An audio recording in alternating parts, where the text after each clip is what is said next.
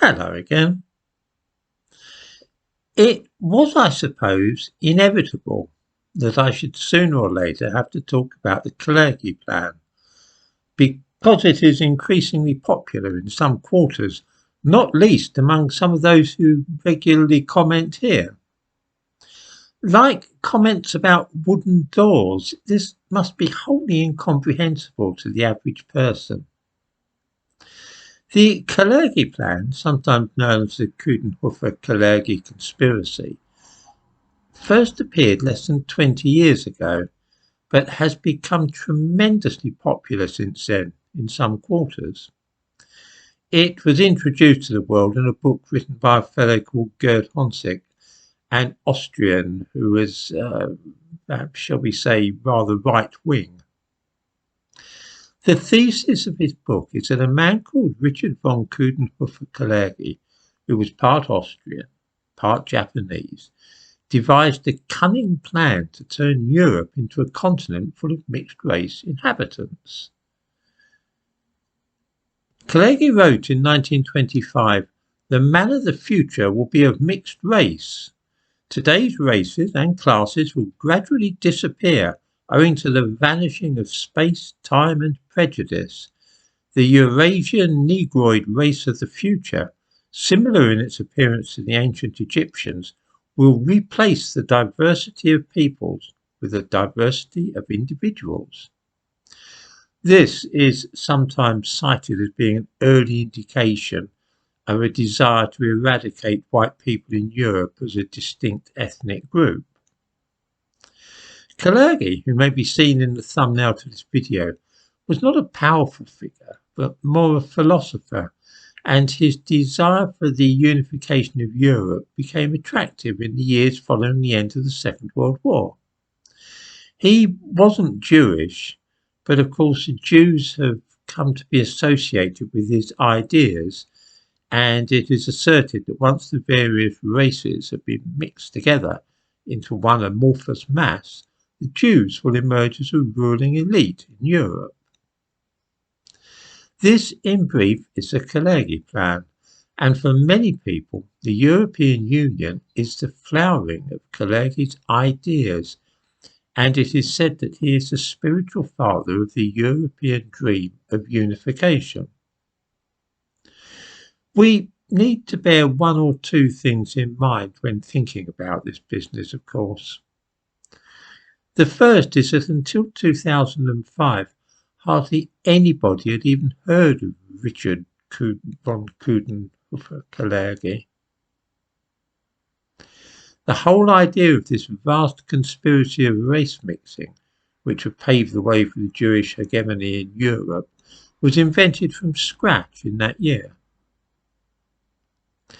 The second point worth considering is that the European Union didn't really develop according to some master plan, but grew piecemeal and in stages which were each sensible and innocuous.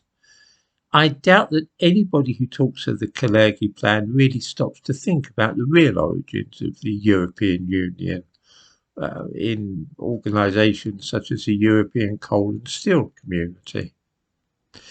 Those who initiated the beginnings of the European Union were not working according to some sinister blueprint drawn up by Richard Coudenhove-Kalergi. Their aims were a good deal more practical, and some would say urgent and worthy. The Napoleonic Wars had devastated Europe in the early 19th century. Then came the Franco-Prussian War of 1870, which everybody today has forgotten about. It was in the 20th century, though, that Europe's real disasters struck with the First and Second World Wars. These were essentially conflicts and opposition between Germany and France. That was the mainspring that led to those two wars.